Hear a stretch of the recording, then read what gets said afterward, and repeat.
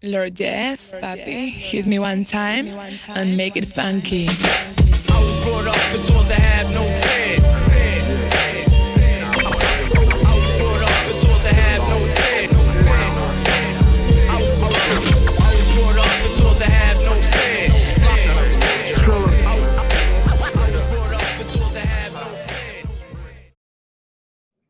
Welcome to the Full Circle Podcast. I'm one of your hosts, David Roberts.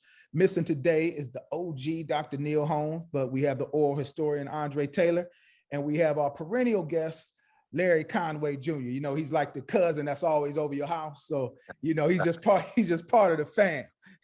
What's going on, gentlemen? How y'all doing? How you doing? Well, you see, we are wearing our football jerseys. So let's get right into it. First off, this week, some anonymous person in the NFL, I suppose, some coach or whatever case may be, called Lamar Jackson, a street baller. Okay. And then in addition to that, and not just calling him a street baller, but saying that he would never really be like an elite quarterback. You know, I have, Browns jersey on. My team has faced Lamar Jackson, and he certainly looked elite, at times facing the Browns, But then probably what was even more shocking, that wasn't so shocking to me because Lamar Jackson does play like a different type of ball, so we can discuss that, aspect of that criticism in a minute, but I wouldn't say it's so far off. But I was kind of surprised to hear that Mahomes, with all the success he's had, they had put a clause in his contract that he had to study the playbook 4 hours a week. He needed 4 hours of study. Then there was some backlash, and they repealed that clause. One last thing before we get into the discussion, it's almost like the Godfather, that scene in Godfather 3 where he says, every time I think I'm getting out, they pull me back in. And that's how it is for me. Every time I think that old stereotype or whatever about the black quarterback is gone, it rears its ugly head. Both of you Eagles fans, you had Donovan McNabb. Remember Rush Limbaugh making the comment about him, So what did you guys think about the comment about Lamar Jackson, and then even more so the stipulation in Mahomes' contract? You want to go first, Larry, or you want me to take it? You go first. So historically, what we've come to see, and we talk of history in general. Everybody talks about white supremacy, or is it really white inferiority? And they make us seem even more inferior than them in certain aspects. That's the way I deem this one, because it don't matter in football if you throwing for 4,000 or 5,000 yards a year. If you got a losing record, it don't matter, But if you winning, and Lamar Jackson hasn't won the big one, but when you look at some of the quarterbacks he's beat out for Player of the Year, it speaks for itself. And you get tired hearing that, all black quarterbacks can do is run and scramble. We had Randall Cunningham, who was early on when you think of scrambling quarterbacks. But it's funny that they say Randall Cunningham, all he could do is run, but Steve Young did the same thing. Right. And he was quarterback. Ty Detmer, did great at BYU, came to the league and tried to run, and he just couldn't. So the thing is, certain skill sets happen. Some people are blessed with the ability to run and throw. Lamar Jackson, Randall Cunningham, Donovan McNabb. Need I continue? And some people are just comfortable being in a pocket. Ben Roethlisberger. What's the other guy from Baltimore from a couple years ago? I forget his name, but he's a journeyman now. He was with the Eagles before, most recently. So you have these quarterbacks that just sit in the pocket. And that's okay. If that's their way of winning, that's okay. But right. Don't knock us for having the ability to run. And it's funny because when we running and dunking a ball, we cool. When we running in the Olympics and beating everybody around the world, we cool. we run in football, and it's just like, wait a minute, you're making our great white quarterbacks look bad. Y'all inferior. That's bad stuff you're doing right there. That's not supposed to happen. It's not supposed to happen, but it did. So you just got to deal with it. As long as your team is winning, shut up, sit back, drink a beer, call it a day. You know, I get tired of hearing that, and it's getting old. Yeah, and I'm glad. I thought you were going to touch on something else too, Dre, about the history of the quarterbacks, where it's documented that African Americans or blacks don't have the mental capacity to think or play like quarterbacks because of the numbers and the schemes and things like that. We also have to understand that there's a lot of Caucasian owners historically through generational Caucasian owners in the league. And culturally, I don't think that we understand each other, especially when you have an African-American quarterback on the team. They just expect you to play a certain position. Deion Sanders never had this problem. Bo Jackson never had this problem. I bring those two up because Jackson was also, if I'm not mistaken, drafted to the MLB. So what else can he do but run and throw? You know, if he's being drafted to MLB along with the NFL, top first round pick, you know, and with the MLB as well out of college. So on top of the fact you have these majority race owners, you also have fans where they boost the ticket sales up to where we can't afford to go. So you have these fans who are expecting us to run for them or to play for them or to do it their way, which is stay in the pocket at all times, do a completion at all times. And, you know, it's not fair to the African-American quarterback that we have those two obstacles to overcome with the colorization in the stands and our bosses who are also Caucasian. So, you know what? Another thing too, Larry, you said something that brought me back a little bit. Going back to history. Was it not the European way of standing in line, going into war, and firing? You know, was that not the way where it was like a lot of people ended up dead? And then you take this African way of encircling people and then closing in on your enemy, and that's how you win. So do I want somebody that's going to stand in a straight line and get picked off all the time? No, I want you to be able to get away. I'll do you one better than that. How do we go to school? We lined up, we sat in order. Everything had order. You know, we didn't sit in circles, we sat in squares, in lines. We waited till we was called on, and we waited till we had the opportunity to either give an answer or ask a question. So everything had its own kind of order. Like you said, with the war, with everything, the Industrial Revolution, the same thing. So I know I'm going a little deep, but you know, that's the organization that they try to work with. And being African American, where we have organization, but we're just different. You know, some things are just different about our style, our culture, you know, our food, everything. So he's gonna play like he plays. Again, he was drafted to the MLB. All they do is throw and run in the MLB. That's what he know, you know? So, like, you know, that I don't know if we're going to come to that common ground and, you know, figure it out. But historically, like you said, that's what they expect from African American athletes. You know, when you said I might be going too far, actually you went in a great direction, because that made me think of like schools, right? Mm-hmm. You talking about schools, and schools are basically set up and designed to reward, conformity. You know, like you said, raise your hand, sit down when you're told to. Don't, you know, you can stand up when I give you permission, even elementary school, walking in a straight line. And then when you don't conform, or you step out of the side of the box because you're a critical thinker, even at age 5, then you get labeled as special ed, and you may not even have any type of learning disability. It's just, this boy won't sit down when I tell him to sit down, Yes. And it's kind of the same thing, like you saying, making that comparison to the NFL. This boy won't stay in the pocket when we tell him to stay in the pocket. Who told him to run out there, even though he picked up the first down? Who told him to do that? And that's why you hear those things by certain commentators. Oh, he plays the game the right way. Mhm.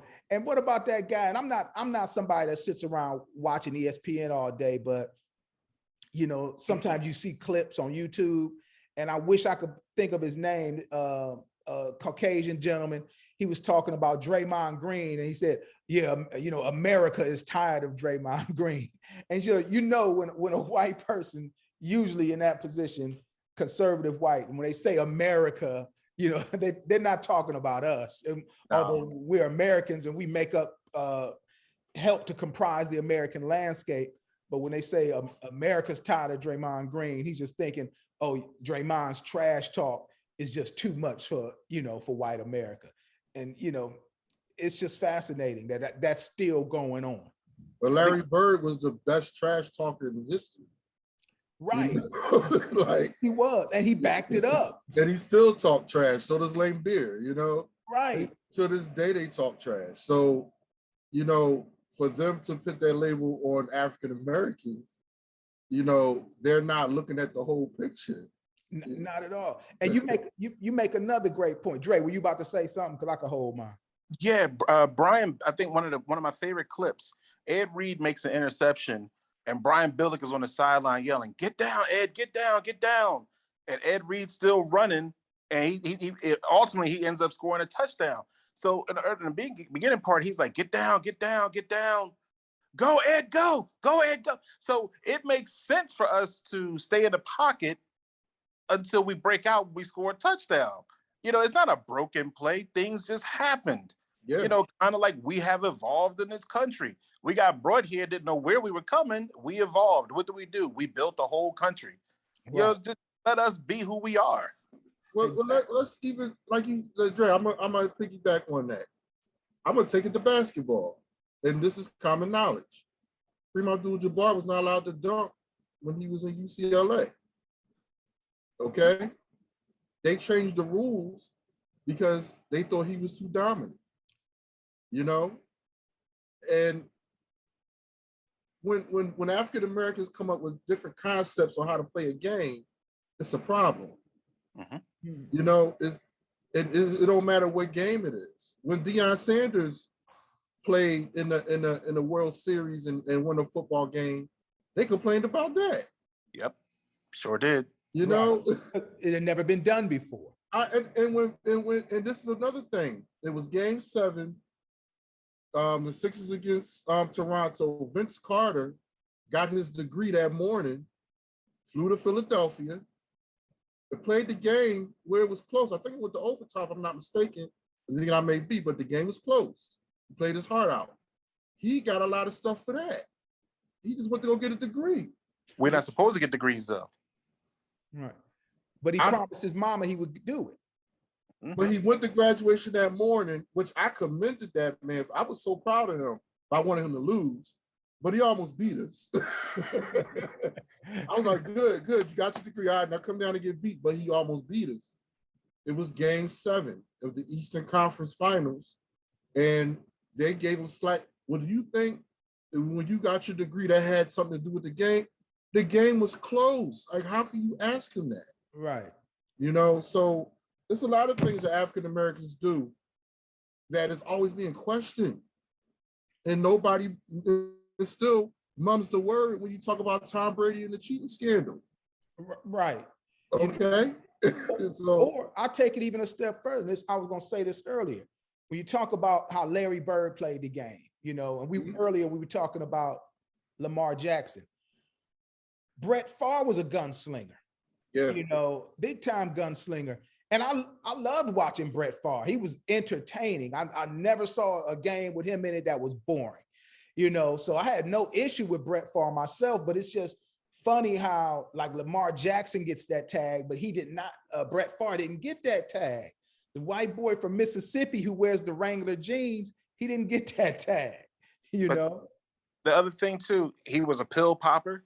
That was very well documented. Lamar is not a pill popper. Yes, He had a gambling problem. He owed the state of Mississippi money because he took money and never showed up to events.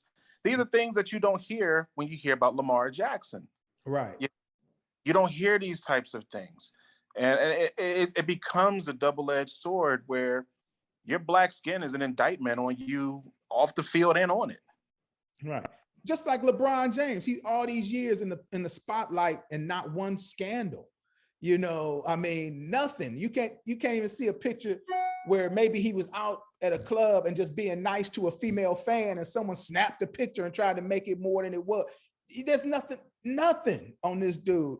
I mean, you know, I couldn't be in the public eye. If I was in the public eye for 20 years, it'd be all kind of little, you know, things, you know, even if they weren't real, but somebody would snap a picture of me doing something. I mean, you know, this guy, you know, just pristine for all these years. And then, but it's still so many people that want to criticize him, and just, you know, the hate that he gets is just unbelievable. And then some of our people buy into it as well, you know, calling him La Bum and all of that. And that's fine. You think Michael Jordan is the GOAT, that's fine. You know, I have no argument with that, but you don't have to call him La Bum and all of that, because give him his credit for speaking out on social issues, at least in a way that Michael Jordan didn't, because he wanted to be beloved, you know, and he wanted to be marketable. And that's fine too. You know, every man can make their choice, but I just hate when our people buy into the LeBron hate too, you know? Yeah. You know, it's like, come on, man, think for yourself, you know? All right, let's switch gears. See, I'm wearing my Browns jersey, and let's talk about the Deshaun Watson situation and how this is being handled. So first of all, I just want to say, you know, by no means do I condone any type of, you know, sexual assault on any woman, you know, at all. But, you know, what I thought about the Deshaun Watson was that, you know, he went to the massage parlors looking for a happy ending. I thought it was funny when I saw the piece on HBO, Real Sports, how a lot of the people that are accusing him kept contacting him and so on and so forth. And so now that he's got, you know, with a 6-game suspension, which, by the way, they may appeal, you know, but, you know, he has a 6-game suspension. There are people that were speaking out, you know, saying that it should be more. I saw a quote by Ben Roethlisberger saying it should be more. I hope that's just a fake meme. I hope it is too. You know, I hope Big Ben didn't say that. I saw one with Robert Kraft. Again, I hope that's just a meme. But one thing I'll say, and I'm not the type of person that, you know, something like this happens and I instantly jump on the race thing, say, oh, it must be race. Is there also a difference in now, the difference between how Deshaun Watson is being viewed and in some cases vilified, and how Ben Roethlisberger was treated when he had his situation? Do you think, and either whoever wants to take this first, fine. Do you think it's race, or do you think it's because we're now in like the Me Too era? I'm gonna take it a little bit further back to Ben Roethlisberger. Mark Shimura was a tight end for Brett Favre. I remember that. Mm-hmm. He was accused of raping his babysitter that was watching children. He still played in the Super Bowl. So you have things like this where, and I think that one stung. I was younger when it happened, but I'm just like, how do you get accused of rape and you still on the biggest stage and able to perform? And then you fast forward to a Deshaun Watson who, and I like you, I don't condone sexual assault on anybody, violence on anybody. You have to question the NFL's stance on this, because if the court of law said we didn't have enough information to to bring this to trial, then why does the NFL have their own version of this? Civil suits are civil suits. Civil and criminal are different. They're separated for a reason. But why is the NFL interjecting? And I think this is where they go too far. They interject in these types of situations. You have to protect the shield. That's fine. But what is the shield doing to protect these people? Because we can look at it both ways. You want us to protect your image and your income. But what happens when these players, when they retire, they're used up and can't play anymore? All of a sudden, that shield don't protect them anymore. But you got to protect it while you're playing in it. So it's this double-edged thing. And I often wonder if race is at the center of it. And I don't want to just, yell, oh, racism. But I have enough information to look at to wonder, what is it? I agree. I hate to, like you said, I hate to pull up the race flag, but historically documented, there's not a level playing field when it comes to this. No pun intended. We're always looked at, or the verbs that they use on us. He's an animal. He's not human. They say that when African Americans are doing good. He's not human. Look at old Barry Sanders tapes, and that there's no way he could do that. This is amazing. This is not real, and that's they transfer that to how they treat African Americans when they do something wrong. And that's how they treat them. Bro, I say the same thing about Barry though. That man unreal. I mean, I never seen it like that before. But Dre, I definitely would say the same thing. And I think I understand what Larry's saying. It's like when we excel in something, they want to just like, oh, it's just natural. It's just talent. He's unreal. He's not human. As opposed to, man, he busted his butt to get here. Yeah, people are born with talent. It's like there's no amount of practice. That's a pun to say practice that I could use or do to go out there and be Allen Iverson. That's why I laugh, practice and Allen Iverson. But because he has a certain amount of talent, right? But he still had to put that work in. Jordan, LeBron, they had to put that work in. And they don't, a lot of times from, a lot of the commentators that don't look like our people. We know the owners don't look like our people. Coaches, a lot of the coaches want to discount that and just call it natural, just natural talent. And then like Larry said, then as soon as something happens, somebody gets in trouble, there's like, oh, that's their animalistic nature anyway. Just coming to light. They couldn't contain it on the field or on the court. And I see it, Dre, the same as you. It's like, okay, with Deshaun Watson. If he did it and he's convicted, if he really was convicted of assaulting all these women, he shouldn't be back in the league at all, right? But if there's no conviction, there shouldn't be any suspension, which I guess is how they did with Mark Shamor. I don't believe there was conviction, so he was able to play in the Super Bowl, because anybody can make an accusation, but until you have that, conviction, just stay out of it. If I was, with the NFL, like, hey, we're waiting to see what happens and, what the outcome of the trial is, but there's never even been a criminal trial. So obviously, it's not enough evidence, because, they would love to bring this brother to trial, but it's obviously just not enough evidence. And, again, like you said, Dre, 6 games. If he, didn't do anything, shouldn't be any games. So he losing guilty to proven innocent. Yeah, exactly. Well, it depends on what you look like, though. I mean, and we've seen how that looked. The court of public opinion is always going to be the high court in this country. And a lot of people, and I've been watching ESPN reluctantly the last few days, because once I heard this was, going to be announced on Monday, I said, here we go. Right. Here we go. And some of the information that these people are putting out there, I mean, it's information we all have access to, but at the same time, it's just like, wow, we really just let this man go through 2 sets of judicial systems in one country, same exact crime. That's double jeopardy. You know, you didn't get it in this court, but we're going to get you in this court, and we still going to make you pay.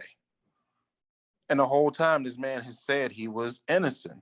And to your point, you know, with the women, you know, calling, going back, it's an easy payday for them. I'm not saying this part was an easy payday, but you know, you got a client that you can go to that's good for his money. You ain't got to worry about him saying, "Hey, look, I'm short this week." No, he ain't gonna be short this week. That same cash that was there last week, gonna be there this week. Right. You know, so I was telling this to my wife. I said, I hope and pray that this lawyer Busby, who has an interesting background himself, I hope it doesn't come out that he put these women up to do something for notoriety and for money. Because if he did that, then I have a serious problem with the way that Deshaun Watson, if that ever comes out, give that man his money that he lost for 6 games. Right. And as I understand what Busby did was after he got his first client, you know, or the first accuser that came to him, he sounded the alarm, you know, anybody else, you know, in that area. Just like, you know, you see this commercial right now, and you've probably both seen it. If you were at Camp Lejeune doing your basic training, you know, and my father was at Camp Lejeune. So, you know, like someone in my family reached out on behalf of my father, you know, so it's the same thing with this. It's like, oh, if I'm a young lady struggling, you know, I'm, you know, doing massages, and, you know, I'm sure some of them do well. Some of them may, you know, be in the middle. Some of them may not do so well. I'd probably be like, oh, I massaged Deshaun and he got an erection when I massaged him. I'm gonna call that lawyer. I'm not gonna sit up here and lie about it, you know? So I'm, you know, surprised it's not even more than 22, you know, or whatever the number is. So yeah, it just seemed like a witch hunt, but I try not to say, you know, too much. I don't want to blame the victims or the alleged victims, because I wasn't there, you know? Yep. And that's what I always say. Even back in the day, when Mike Tyson was accused and eventually convicted of rape, you know, there were people saying, well, she went out with him at 2 a.m. Well, that don't mean anything. You know, she might've wanted to go out, or even if she said, I'm going, you know, I want to go over there at 2 a.m. to have sex with him, she could have changed her mind. You know, he could have said something crude or did something. She like, you know what, it's not that type of party. And he was like, forget that, it's still going down.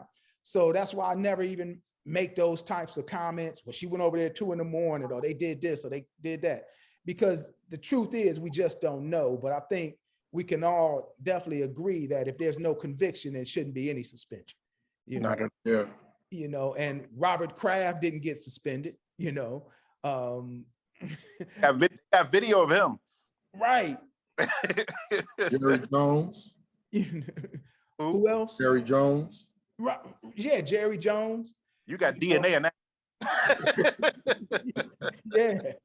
You know, and even the coach the former coach for Jacksonville, Urban Meyer, you know, after a game, you know, he was at a strip club, which to me is no big deal. He's a grown man if he wants to go to a strip club, but I think he was getting criticized because they were doing so poorly.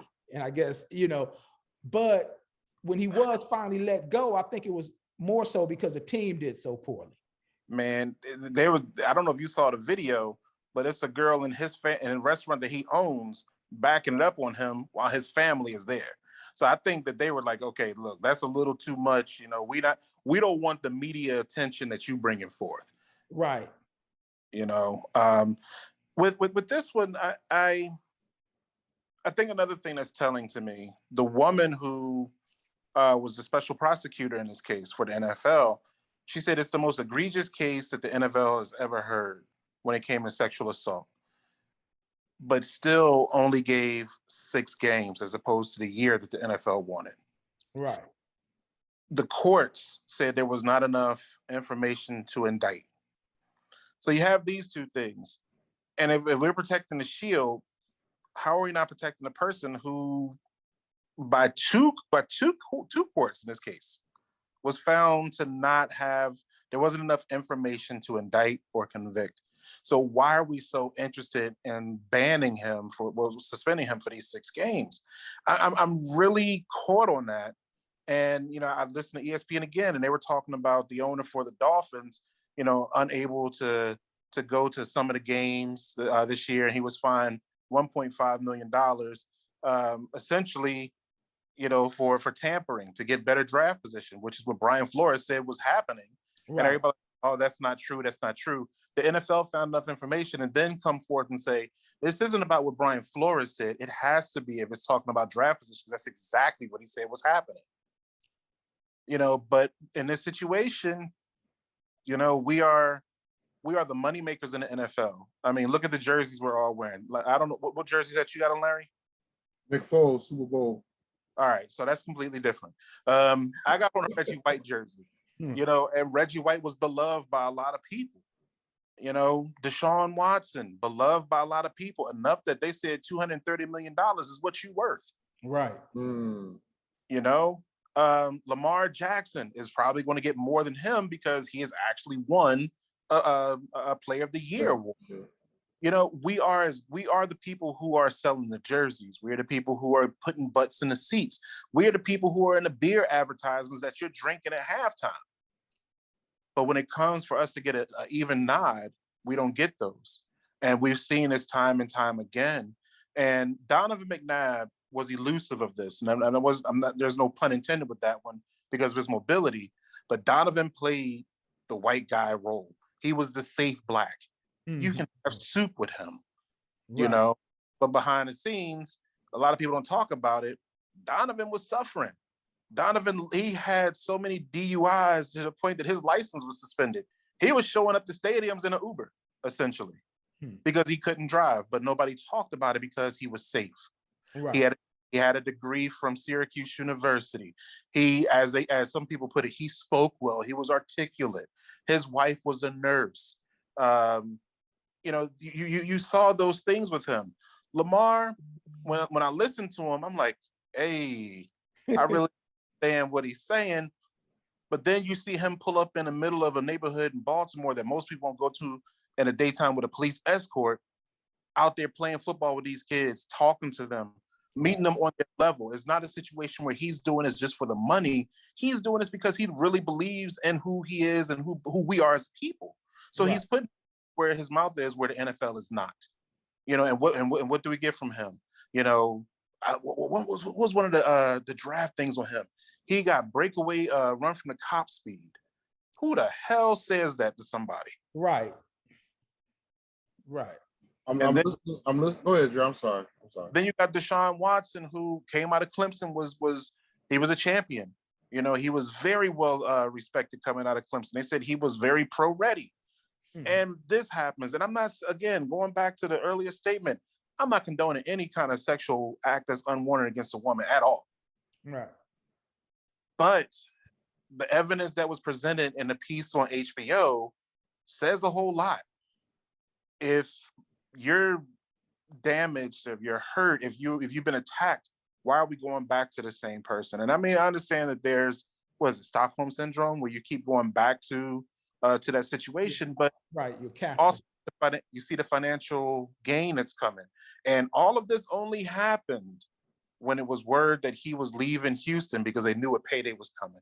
Mm-hmm. And that's the part with Busby that bothers me, because I know his political gain in this. He ran for mayor before. He's very tied in with the political scene down in Houston. So it's like, is this really for you or for them? Right. That's right. And I also want to not piggyback, but also mention, we keep bringing up ESPN, and I watch different networks, sports shows, and I heard a guy say, J.J. Watt is better than Reggie White. And that's when it dawned on me that people are just saying things to keep their job. They're just puppets. So whatever's the popular thing to say or the popular thing to believe, that's what they're going to do to try to keep their job, because there's a lot of competition out there. I felt like he cursed at me when he said that, but then I thought about it and I said, wait a minute, he's trying to keep a job, so he's trying to say something outrageous to keep this job so people can remember who he is. And that's what's going on with a lot of these things that's being said on ESPN, HBO. They're digging up things to try to keep their job just so they can be remembered for something that they found out rather than not saying nothing at all. Right. You know? And, Well, create a narrative that they want to create. I'm gonna say this. What they want. I'm gonna say this so I can keep my job on this podcast. Deacon Jones was better than all of them. Fight. All right. Well, I guess on that note, brothers, we can end. And then let's revisit this. I would say as the season progresses, and this is my favorite time of year anyway, once the football season starts. And when the Deshaun Watson, gets back in, which I would be excited about personally as a Browns fan, let's revisit this because I'm sure that a lot of commentators are going to have a lot of things to say when he's playing. And so let's revisit this again. Oh, yeah. You know what those commentators don't have? What's that? $230 million to hate him. Definitely not. All right. Thanks, brothers. All right. Thanks for having me again. Hey, no problem. Lord, yes, papi. Hit me one time and make it funky. I was brought up and taught to have no fear.